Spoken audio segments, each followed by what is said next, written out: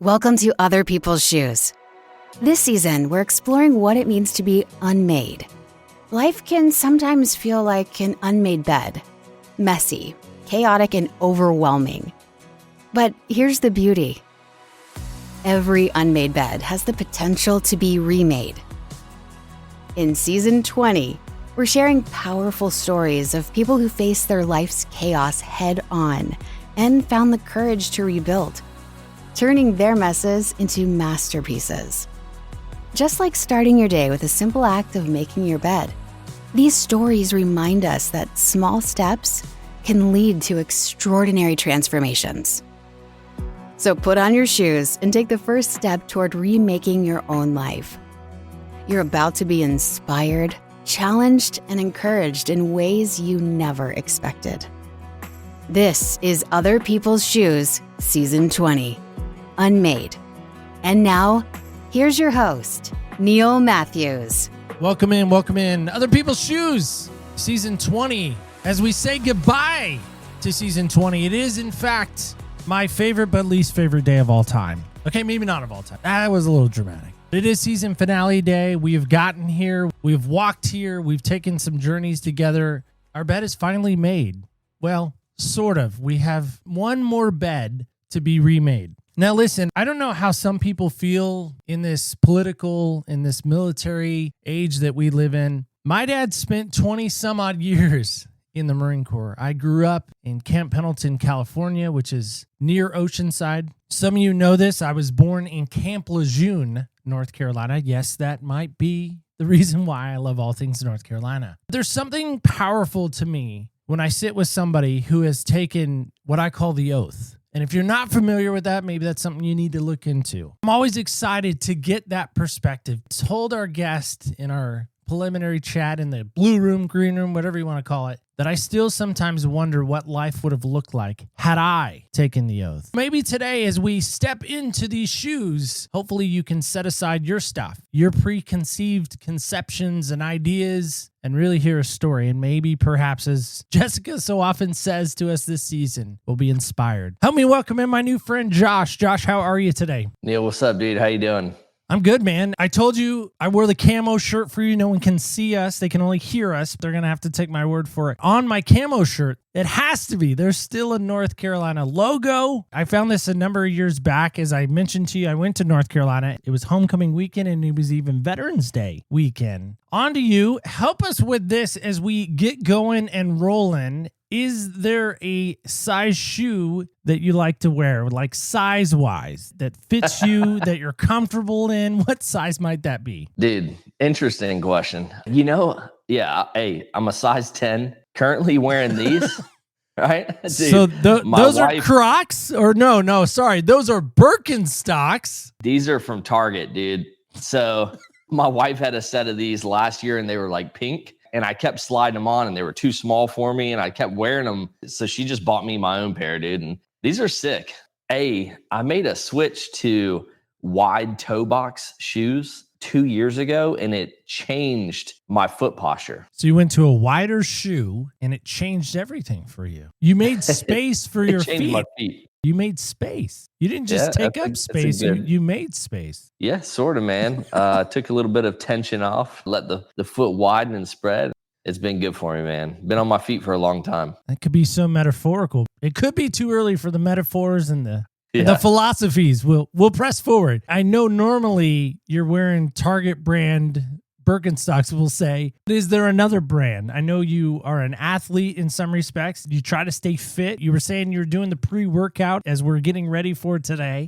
So you're pre-workout ready. Yeah. Is there a brand? Is there a style of shoe? Are you even a shoe snob or sneakerhead even? No, I'm not a sneakerhead, man. I grew up on Chuck Taylors and wore them for 30 years. Like I said, dude, I had to migrate away. They were killing my feet. I think nowadays I just look for that wide toe box, but there's a brand called Ultra. They make runners, hikers. They're my go-to, man, for active footwear. I might have to take your advice on the wide shoe and see what happens. Yeah. My problem is I wear shoes as a fashion statement. I want someone to notice my shoes. So I wear a lot of Jordan, and I know this might shock you, but I wear a lot of light blue Jordans.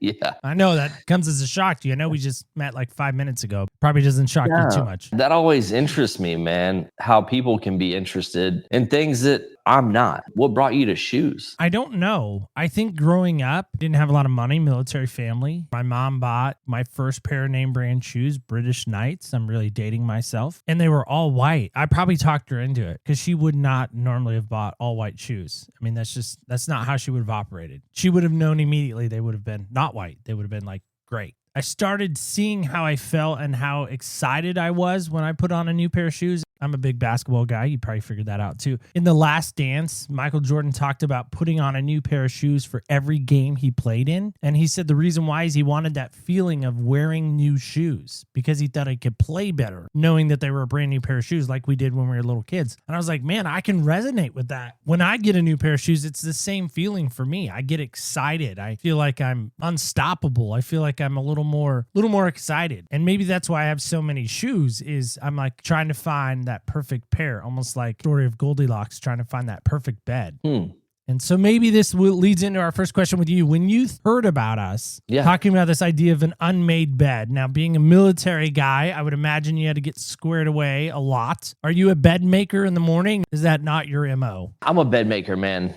I think for me, it feels good to wake up and to start my day with a small accomplishment. My wife does not enjoy making the bed. She likes a made bed visually, looks great. A good example of compromise in a relationship. Yeah, a made bed is nice for me. There's kind of something about a messy bed that's nice for my wife. At any point, she can kind of crawl up in there and get comfy, and that makes especially women feel happy. Comfy bed makes anyone feel happy. I do enjoy that, but I also value compromise within my marriage. I think that's the joy of marriage that I think so many people need to experience. I'm a big fan of marriage. I think it's one of the hardest jobs, hardest things I've ever done in my life is being married and having to work through the navigation of sharing the covers, the navigation of who's going to do what, the navigation of who's in charge of dinner, who's cleaning up, all the things that come with it. I think marriage is amazing. I've been married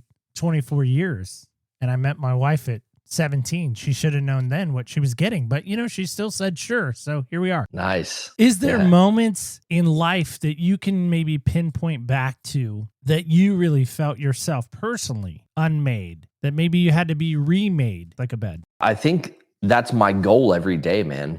My goal every day is to kind of tear myself down and then rebuild, not in a self-deprecating way, like exercise.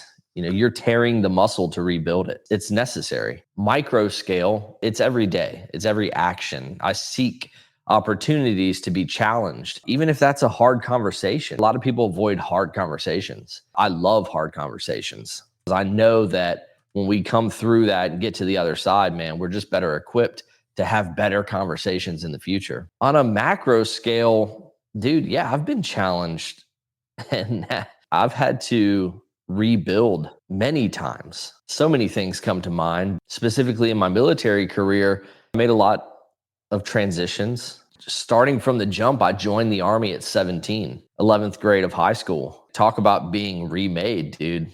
That is a significant emotional experience going from small town, rural Virginia to the Army. That's a remake right there. Thank you again for your service. I know I said that to you preliminary. Now I'll say that as the official record as well. We had a young lady come on many years ago, and she talked about, instead of saying thank you, maybe the question we need to ask is, hey, why did you choose to enlist? And engage in that conversation. She was all about engaging veterans and helping veterans. That's kind of her platform up in Michigan. Others Over Service, I think, is the name of it. To me, I felt like that was such a more engaging conversation to ask the why of it. And sometimes people want to know the why. Some people want to know the nitty gritty of it. I know as a kid, I probably at some point in time even asked my dad, did you kill people? I didn't know that was such a bad question to ask. I always viewed my dad sort of as Chuck Norris, going to kill the people on the plane, hijack the plane in Delta Force. And years later, Act of Valor,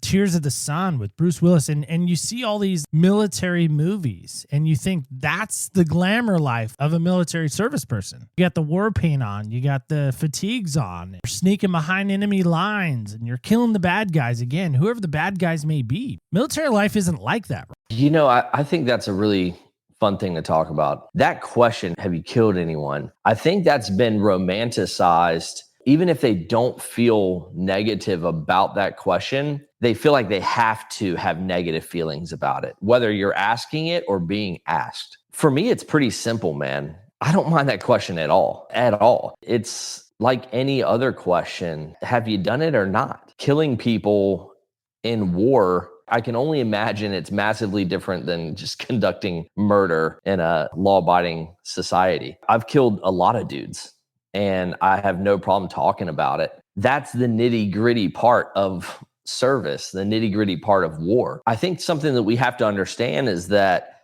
of the whole group, which is the military, only a small percentage of those individuals are warfighting.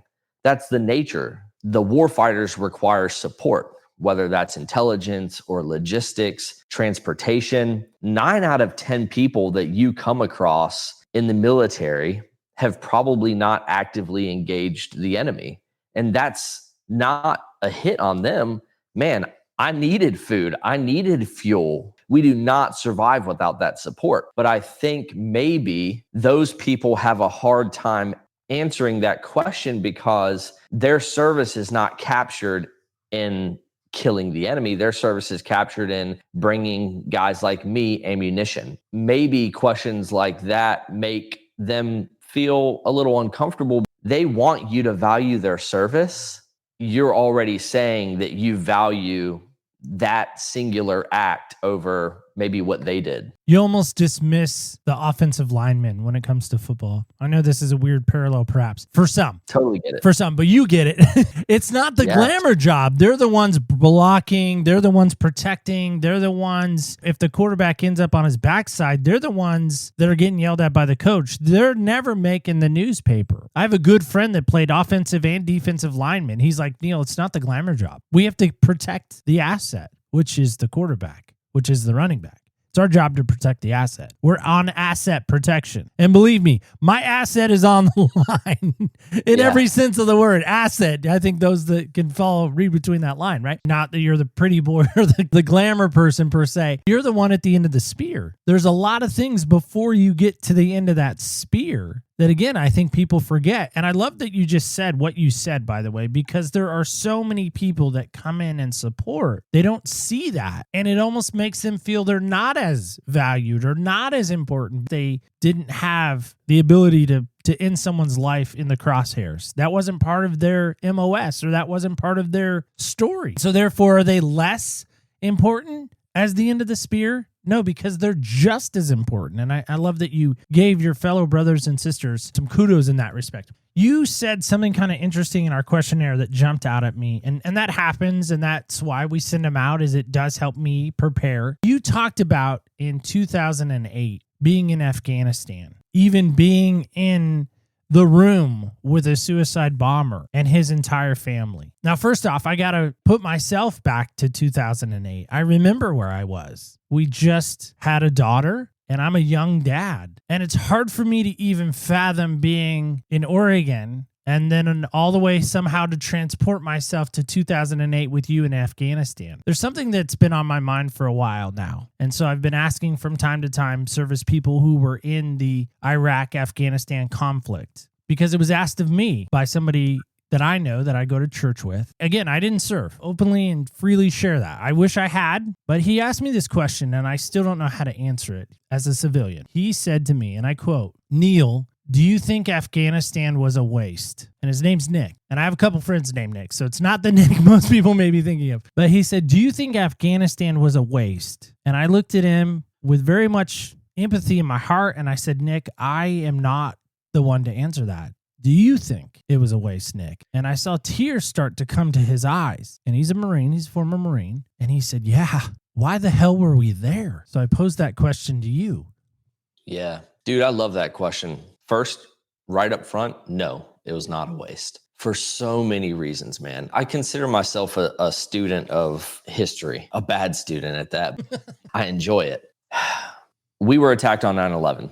Al-Qaeda was responsible for that attack. Al-Qaeda was based in Afghanistan, training camps supported by the Taliban. No doubt the plan was built and staged out of Afghanistan. There's your direct tie, okay? There's a ton of nuance that happened over the 20 plus years of that campaign. 1,000 ways that we went in the wrong direction and probably 10,000 ways we went in the right direction. The reality is, on a grand scale, for that 20 plus years, we denied extremist organizations a safe haven to plan more 9/11s. If they're tied up in an active engagement in their backyard, they're less likely and less capable of projecting into our backyard. Look at the past 20 plus years. The fact that we did not have another 9/11, I think that you have to know what you did in Afghanistan was part of that. No doubt. There's no doubt about it. There's some nuance. At some point, things got weird. The Taliban really became the enemy. Al-Qaeda had kind of been pushed out. They went into Iraq. They went into Africa, Syria, all over the place. Then we really focused on the Taliban. And then at some point, we're like, man, now we're fighting these tribes in this country that they didn't conduct this attack. They harbored the guys that did. Okay, now it becomes messy. And then in like 2015, ISIS comes in. And we're like, yeah, you know what? We got to kill them too. So now we're killing ISIS, dude. In 2017, I was deployed. I was on my 6th combat rotation. We were working not with the Taliban. We were not actively engaging the Taliban. So we were passing through their lines in Jalalabad, passing through their lines to go kill ISIS. They were also going to kill ISIS. Now, we never worked together hand in hand. They were certainly conducting missions against the same enemy as us. We were not actively targeting the Taliban at the time. So, dude, it got super messy. That's where this gets tough. Unfortunately, there's a narrative that is being sold on social media of it was a waste. And if you don't take the time to really dive into it, you may think that it's a waste. Here's what I would offer anyone who feels like it's a waste is, do you not know that Al-Qaeda came from Afghanistan to conduct 9/11? Do you not know that we beat them into submission? We held them at bay for over 20 years. We're still doing it all over the world. Do you think that that has nothing to do with the lack of a grand attack here in the United States? Man, it 100% does. What we know right now with current open source intelligence reporting is that Al-Qaeda is back in Afghanistan and they're planning another one. Hey, could we stay there forever? No. Do we need to find a solution to this? Absolutely, man. And my time there was on a macro scale, dude, it was so worth it. It was 100% worth it. The thousands of micro lessons that I learned led me to where I am today. Dude, I'd do it all over again. 100%. There's a guy that's sort of famous. His name's Joe Montana. Never heard of her. He was on Dan Patrick back when the Super Bowl was in San Francisco. And Dan asked him this amazing question. He said, Joe, you can't even get out of bed. You had trouble walking in today. You sat down. You're not comfortable. Your body aches all over. And Joe interrupts him and he says, yeah, but I still got my, signature smile. I still got, my wife. And they giggled about that a little bit. And then Dan said, Joe, would you do it all again? And I expected some contemplation. I expected some maybe cerebral moment, look back, pregnant pause, they call it sometimes. Joe jumped over Dan before he even finished, and he said, in a second. He said, Dan, do you know what it's like to run out on the field to have 80,000 people screaming your name and waving your jersey? No one will know what that feels like unless they've done it. I would do it in a second. To trade all that for that moment again? Yes. What you said reminded me of that. Now, granted, I know you're not to the level and the fame and fortune of Joe Montana and 4 Super Bowl rings later. I get that. Do meet more and more people of your generation, of your era, who witnessed 9/11. And have said even that demanded a response. That demanded we do something. This is our Pearl Harbor. That demanded a response. We needed to then get in the fight. We couldn't sit by anymore and be like, okay, well, Afghanistan, sorry, the Taliban's messing with you. Sorry, we'll work on it. We'll send some aid. No, we had to respond. Iraq likewise. But I have a friend in Texas. His name's Sean. And Sean said, Neil, have you ever thought about the war machine of the United States, paralleled it to Star Wars? And I was like, okay, I love Star Wars. I'm hearing you, Sean. What do you got? And he said, imagine for a second, the United States is the empire. We're Darth Vader. He's like, what team in baseball do you hate the most? And I said, well, it's the Yankees. They get everybody. They're an empire. They've even joked they're the empire. And he goes, right. He goes, because they get everybody. They got all the money. They have all the cool toys. He's like, but have you ever thought about the countries we go into, such as Afghanistan and Iraq, that they're the rebels? They're the people not having all the toys, all the things. And he said, you know, in other countries, we're looked at as the Yankees, as the evil empire. Did you experience that there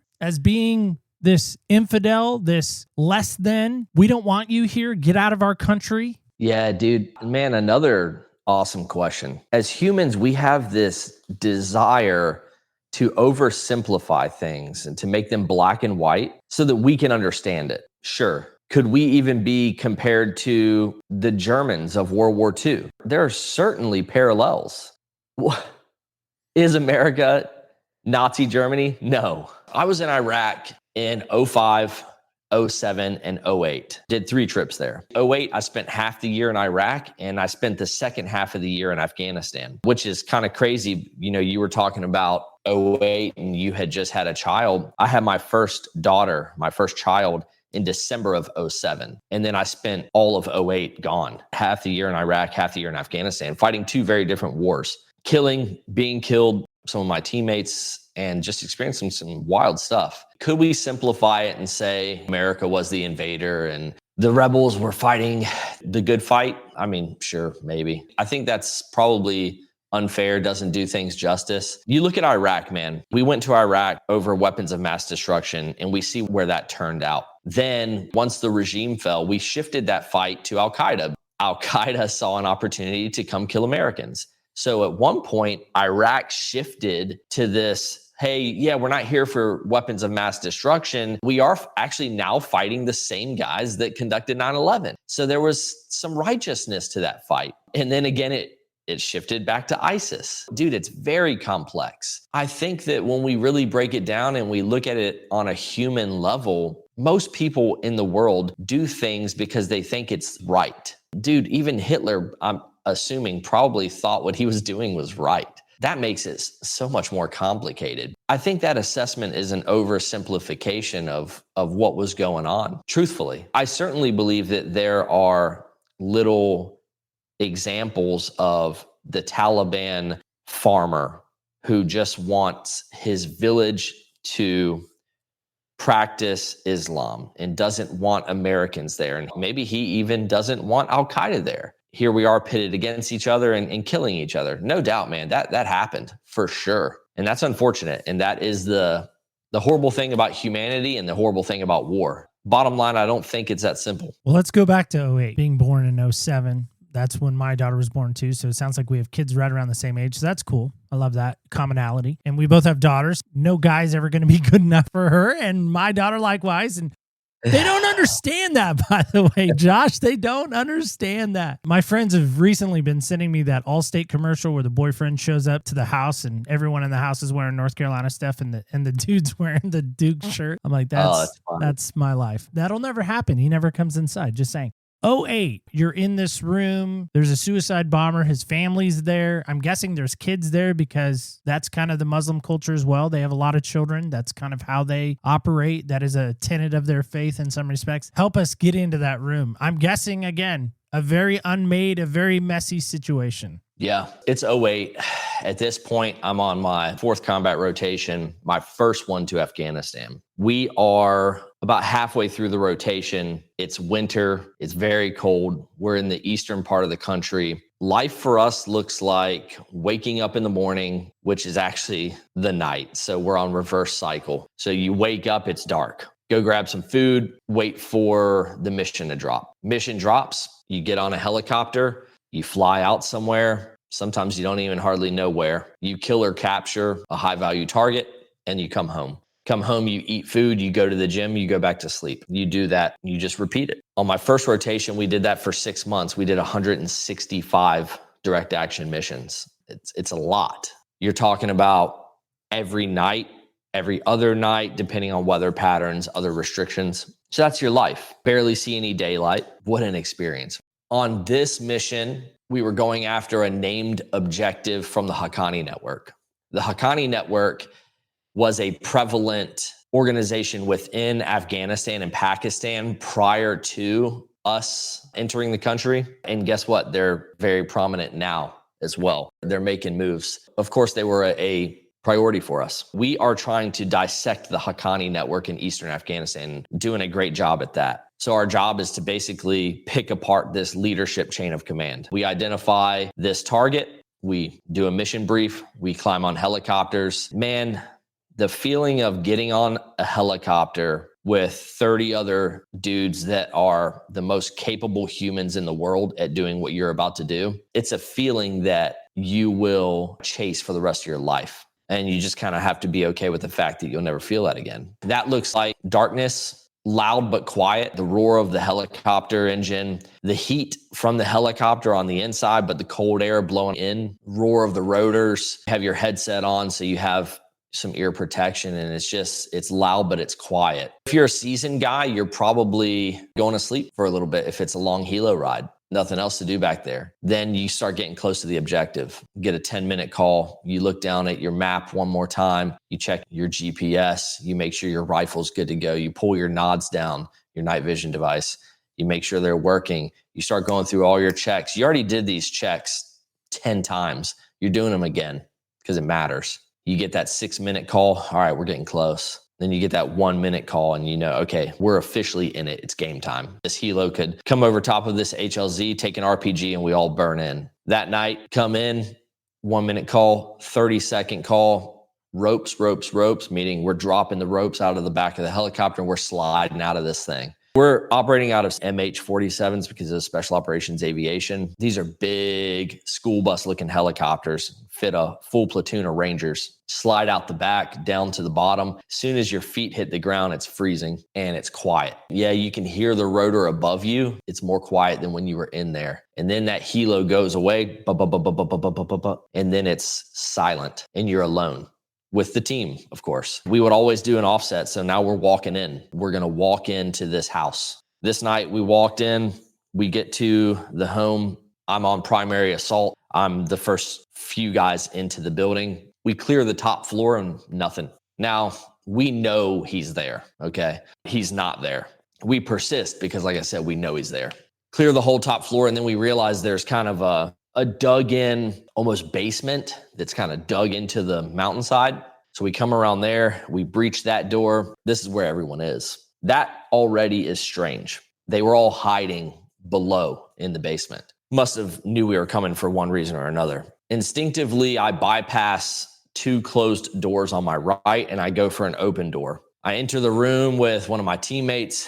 We clear it and it appears to just be women and children. And it's about 12 people in there. My teammate then leaves the room and I step back and kind of take a snapshot of the room. And at this point, we just kind of wait till we can start searching everyone. We want to do it as a team. During this, I see 3 women huddled together, kind of in the center. The room is probably 8 feet by 8 feet, very small. You can barely fit 12 people in there.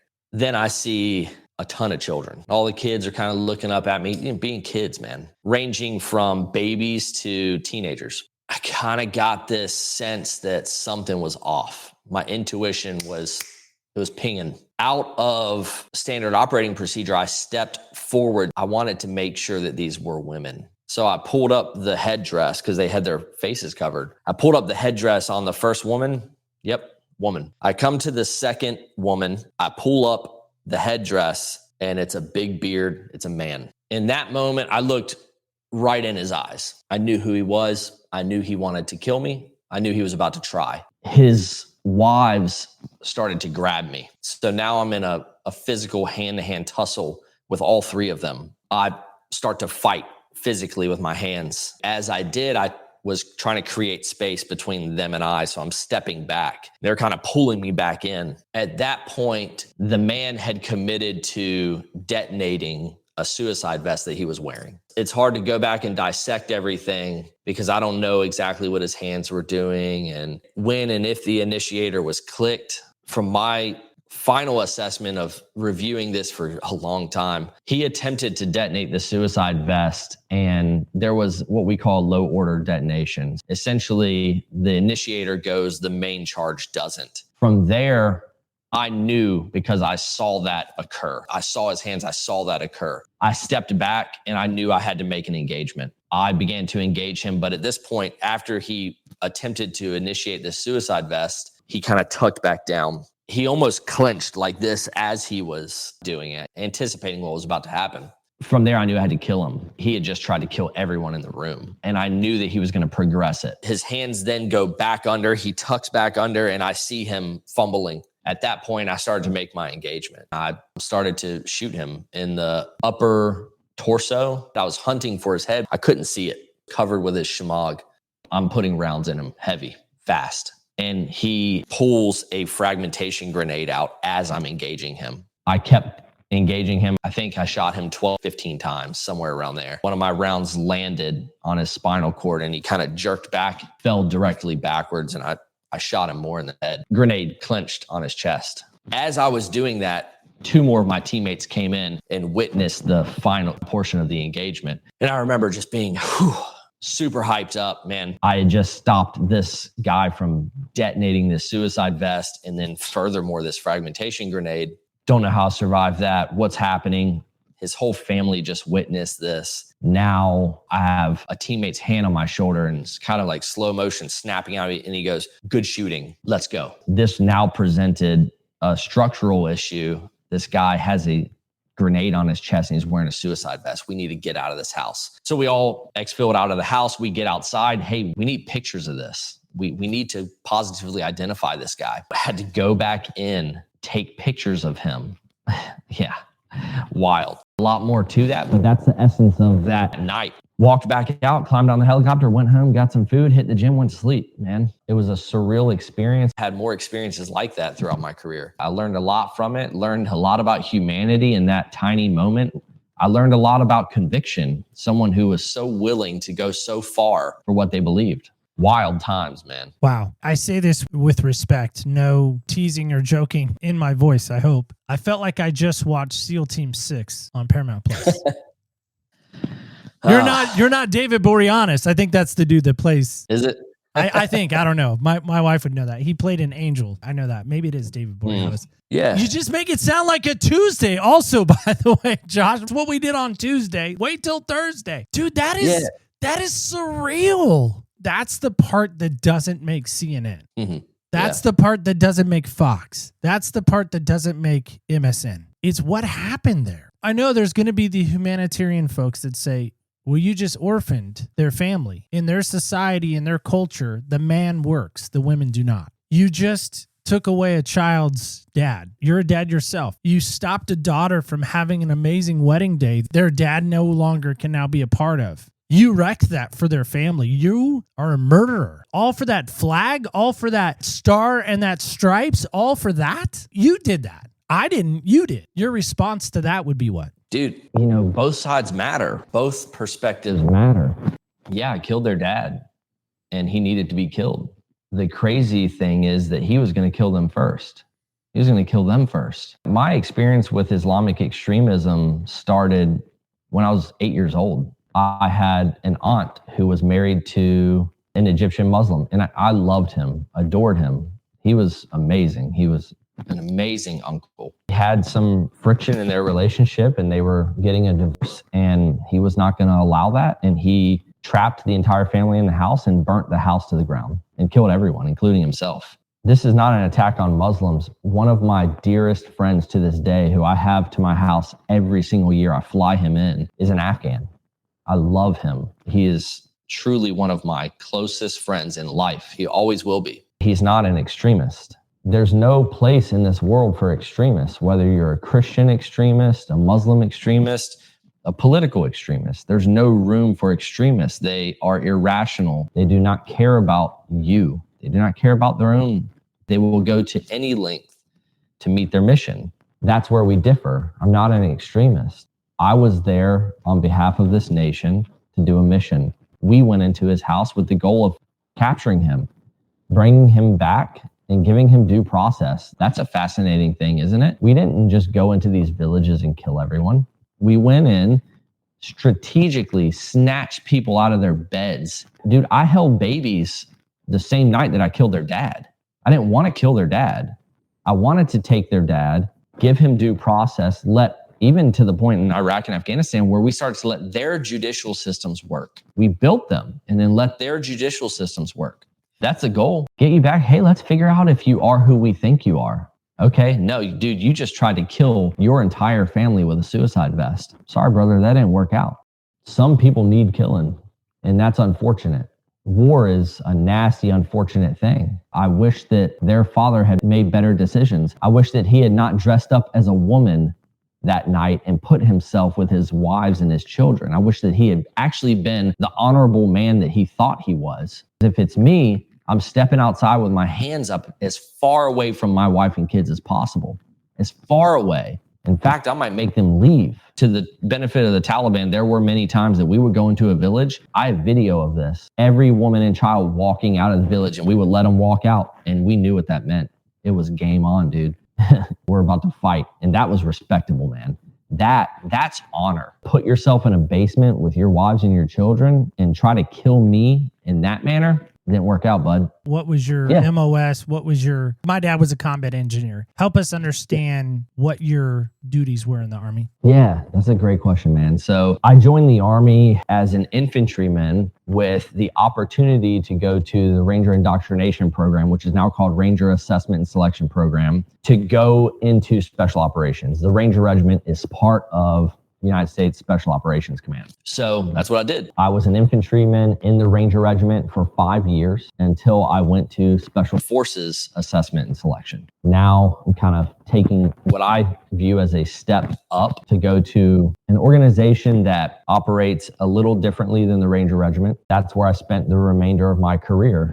So I did a total of 20 years, 8 months, and 8 days as a Ranger in Green Beret. 3 trips to Iraq, 4 to Afghanistan, a couple trips to South America, Central and South America. Retired as a Master Sergeant. Retired at 38. Life is good, man. That was my career. In all intents and purposes, you were a Green Beret. I was a Green Beret. Just to make sure I'm clear on that. Yeah, I was a Ranger and a Green Beret. There's a distinction. No doubt. There's a difference. I know there's even a rivalry, perhaps, maybe even. For sure. Okay. There's a terrible story I have. My dad has just gotten home from Okinawa. He's been gone for 2 years. I come in the house and I'm excited to see Gunny has finally come home. My buddies and I, when our parents would leave for deployments, we would sneak into their Foot Locker and we would steal or perhaps borrow. I like the word borrow better. Their fatigues. Nice. And one day in particular, I had decided to get into my dad's makeup, if you will, the war makeup, the face paint. Face paint sounds better than makeup. And I had painted my face and I had done a bunch of yard work and I had saved money for a Green Beret. And I bought the patch, the insignia pin, and I had a lady from church actually sew it on the beret for me. So I must have looked something fierce. I had gone to the PX even and I'd gotten lieutenant bars, the LT bars, the black, they were black, and I had put it on the collar. So man, I looked awesome. I looked next level, I would say. Yeah. And I remember walking into the house and my dad looked at me and he just looked disgusted. Angry. And he comes over to me and he rips the chevrons off the collar, takes the beret off, rips the flash off, throws the pin and the flash and the beret in the trash along with the chevrons. And he said, "You didn't earn any of that. Go wash your face." Oh, 9 or 10? I'm young. I didn't know that was stolen valor. That's not even on my radar. As tears are streaming down my face, and I'm sure the makeup is washing as the tears come down my face, I look at him and I said, I just wanted to be like you. mm-hmm. I just wanted to be like you. And the thing about it is I don't think there's many people, young people specifically right now in this world, that Josh, and I don't say this again as a disrespect in any way, I don't think anybody wants to be like you. I don't think there are a lot of people that want to be in that room. We say it, we talk about it, we have flag ceremonies, we have Patriots Day, we have Independence Day, we have all these days that honor our military. But I think when brass tacks comes down to it, nobody wants to have the flag draped coffin. Nobody wants that. I know 9/11 was a big impact for you. It was for me. As I said, it's my generation, and it sounds like we're maybe similar in age. It's my generation's Pearl Harbor. That demanded a response in my mind, and it sounds like in yours too. But why go and put yourself in harm's way? There are other guys that could have done it. There are other people that would have, I'm sure, maybe would have done it. Feels like more and more nobody wants to take that call. Inside the heart of most men is this deep desire to save the day, to save the family, to save the country.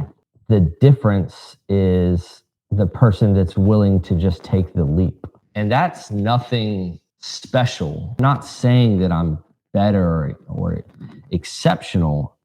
I just took the leap. If you would have told me at 10 years old that I would do the things that I grew up to do, I probably would have never joined the Army. It's terrifying. I think that when we have a great sense of purpose and we are willing, I actually think that God facilitates that sense of calmness and peace that you somehow have about night after night going and engaging an enemy. I look back on the things that I've done and I think, how? And I almost want to feel what I felt in those days. As I look back on it, somehow, man, I was just courageous. I don't know how, man. I was surrounded by giants and I had this peace about what I was doing. Not in the sense of just going out and killing people. That's not what we were doing. I just had this peace that I was in service to something greater than myself. I love that. I like Chris Kyle. I like his story. I like what he did. I like that he was a sniper. I'm sorry. I do. I really do. Yeah. That was a bad mamma jamma. I wish I could have shook in his hand and just thanked him and maybe hugged him if he was willing. It's tragic how he died to me still. The way he died, helping out a former Marine that was dealing with some stuff. That's the story, at least that I've been told. Is there nightmares? Are there nightmares? Are there PTSD for you? Is that part of Josh's story too? Or is that put to bed? Is that not messy? Is that not cluttery? Is that not scary?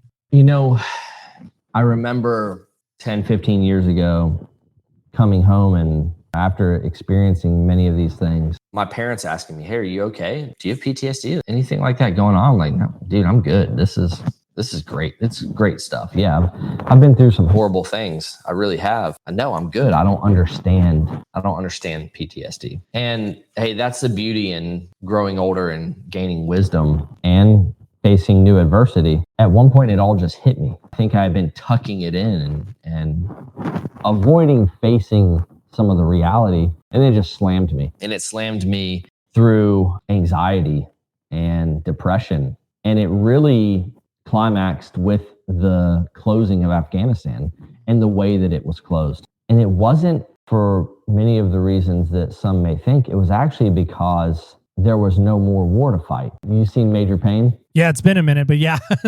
Tell him, Major, there's no more war to fight. There's no one else to be killed. And he goes, there's got to be somebody that needs killing. And it kind of felt like that, man. It's like, what do you mean the war's over, dude? I was in combat at 19 years old. Here I am, 37, still going to combat. And I'm going, hey, wait, what do you mean this is over? What do we do now? What do we do with all this training and all of this knowledge? And what do we do? And that's where I experienced really dark times, man.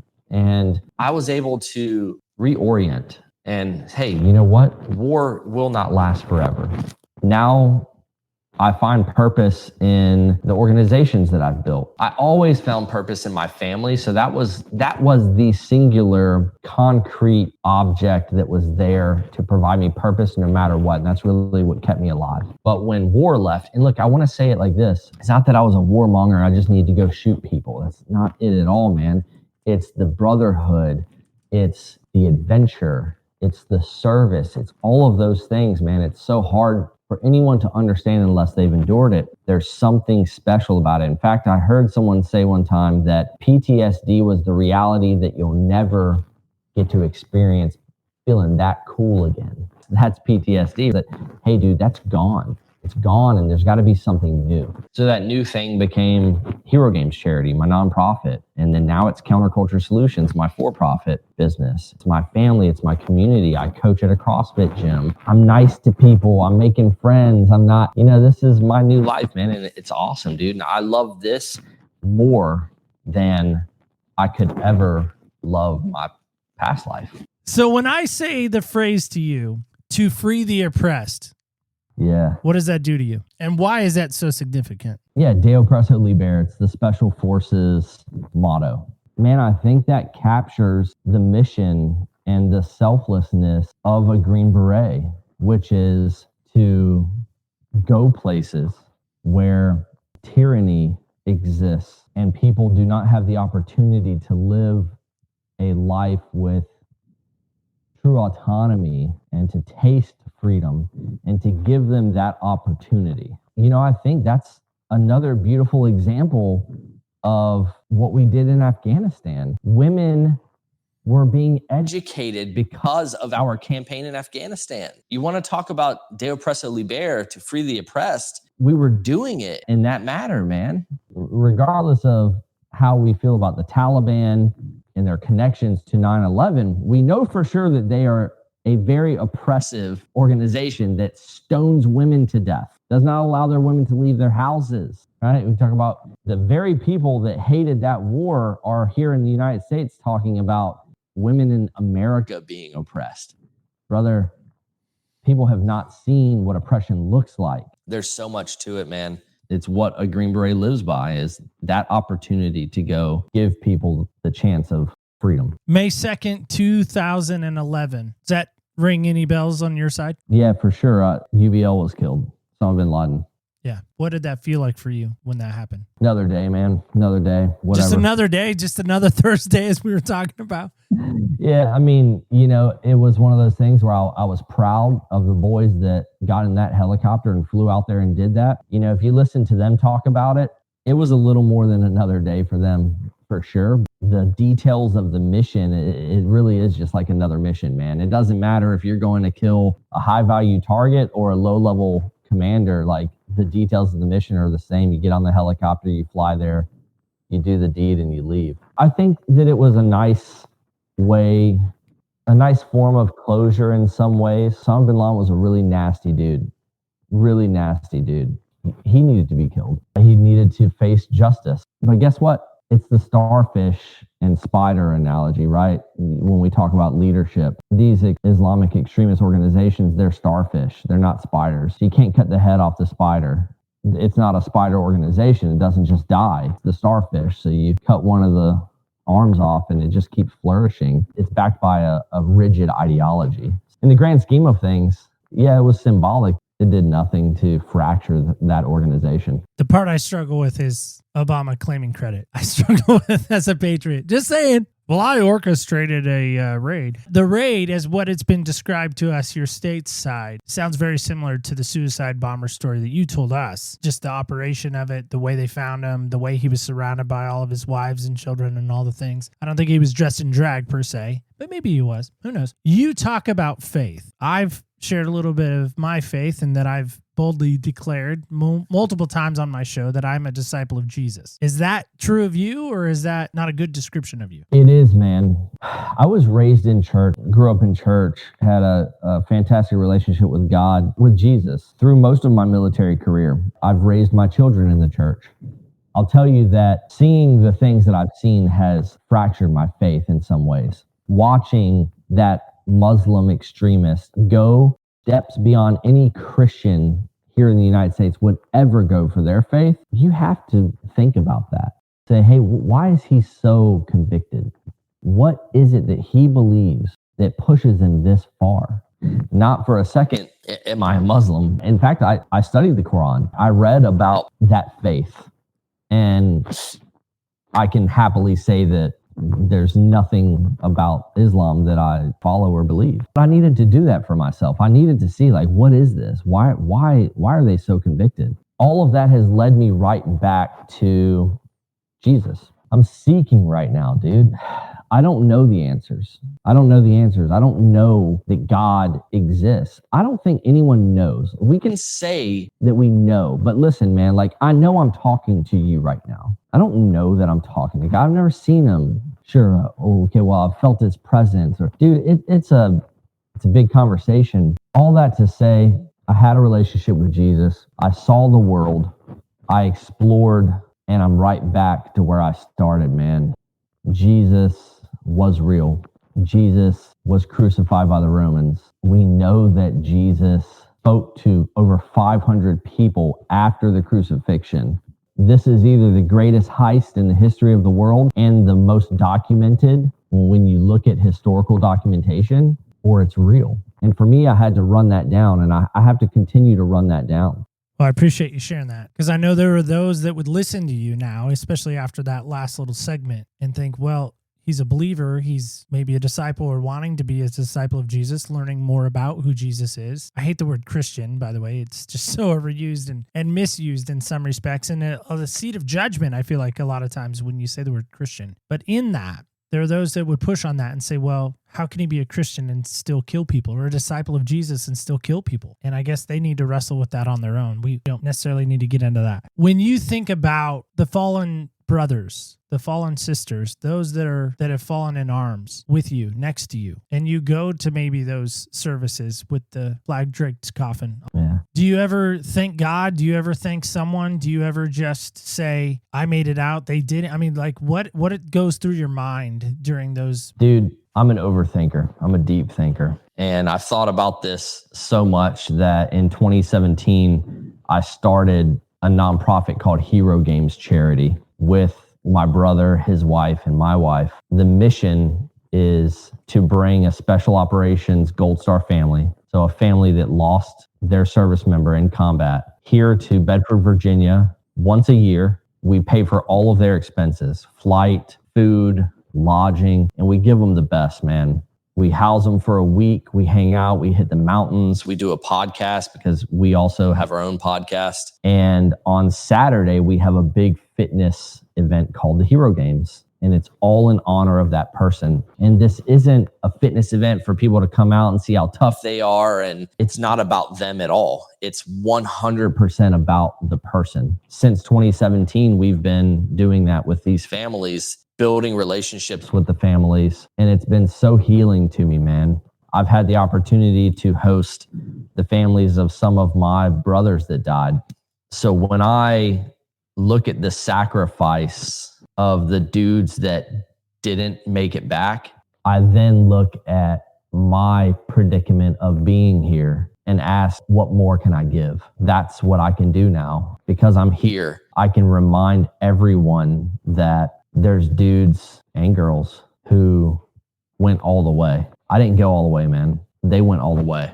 And because I'm here, I gotta tell everybody about them. So that's what we're doing with Hero Games, man. It is my new professional purpose. I'm just checking out the website right now. Yeah, we've got a bunch on there, dude. Every year that we pick a new family, we design a new logo for that family.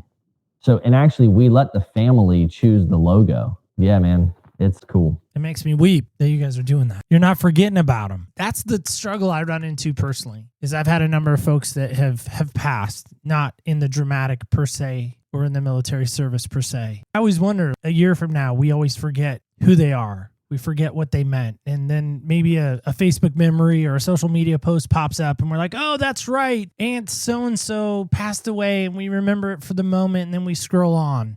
I'm going to tilt my camera here for a minute. You see that there's some white shoes here in the corner. Those are my wife's grandmother's shoes. When she passed away, I asked my father-in-law for a pair of her shoes that I wanted to put in the studio as a constant reminder to me of her shoes. And there's another pair next to them. You might notice also the Vans that I used to wear. Can't wear them anymore. Talk about the feet issue, similar. Then there's another pair of North Carolina shoes up there. They're Velcro. That was the last pair of shoes I wore around her. And she was so enamored. She had a stroke, and so her brain wasn't functioning on all cylinders. And she was so enamored with the Velcro of my shoes, I stopped wearing them, because when I think of her, I think of those Velcro shoes. I couldn't wear them anymore. I know that may sound silly to some. It's symbolic to me. Well, Josh, as we wrap up today, I know you talked about Hero Games. That sounds amazing. If folks want to know more about you, is there a social media of choice? You seem like a social media aficionado as an operator. I'm just kidding. That was so facetious. I knew that already. Somebody wants to know more about the organizations and all things Josh. What's the best way to do that? Yeah, man. The best way to get a feel for who we are is herogamescharity.com. As soon as you get on the website, we have an 8-minute short film that we produced last year. It shows you who we are, man. It shows you what we're doing. We're launching our new campaign for Hero Games this year, and we're honoring Private First Class Eric Hario. Currently trying to raise $30,000 to bring his family here and do the whole thing again. Last year, it cost us $24,000 to run the event, pay for everything for his family. Try to do it bigger and better every year. Just give everything we have to these families. We don't make a single dollar. I've never made a single dollar on this organization. No one ever will, ever. That's how you can get to know us. We're at Hero Games Charity on Instagram and Facebook. I also have a for-profit business. No need to talk too much about that. Bottom line, you just heard I've got a bunch of experience, and I started a company called Counterculture Solutions, and we train people in everything from purpose to leadership, violent encounter survival. We're about to run a course called Walk Without Fear for women, teaching women how to avoid violence. You can find us at counterculturesolutions.com or at Counterculture Solutions on Instagram and Facebook. And then for me personally, man, you can find me on Instagram and Facebook as well. I started a page as I was retiring, dude, 20 years with no social media. And then it's like, all right, hey, how do you tell people who you are if no one, you don't even have social media, man? It's weird. So I started my own page last year, and it's just at JDXHGCXCCS. Of course, JD, myself, Josh Daniel, Hero Games Charity, and Counterculture Solutions. So, well, Josh, thanks so much for joining us today. And thank your team for those that are part of the Hero Games and bringing folks in. And it's not a cheap venture, but I think what you're doing is a life-changing thing. And it seems like you guys know what you're doing, and you're squared away on that. Thank you so much for being here today. We really appreciate all that you gave and all that you shared. Yeah, thanks, Neil. Appreciate you, man. All right, guys and gals, kids and campers alike, that is it. That is all. That is our show today. And deep breath, our season. What a season. Listen, I have watched enough movies. I've watched enough TV shows. Never even would have fathomed that call that day if somebody came to our door and said that my dad had died. A couple of years ago, my family and I went to Reno, and we were there at the ceremony when one of my dad's Marine buddies passed. And they did the flag, they did the fold, they did the shots. I had to walk away. I thought the next time I do this will most likely be for Gunny, my dad. And I wasn't ready to say goodbye yet. Guys and gals, there's so many things in life that can unmake us. There's so many things in life that can mess us up. But I want to tell you, tomorrow is not a guarantee. So maybe, just today, maybe this is the day that you stop allowing the mess to be more than a mess. Maybe today's the day you hug a little sweeter, you kiss a little nicer, you remake yourself, you start again, you start fresh next time. And maybe if you're squared away on that, fantastic. Maybe go provide a next time for someone else. Help them find out that next time and help them maybe remake themselves. Let me know how you think we're doing. I'd love to know as we enter into next week. We start a new season. I'm excited about that as we finish out the year together. I will tell you what it's called. I just don't want to spoil it for you, but stay tuned till next week when, guess what? We walk in other people's shoes.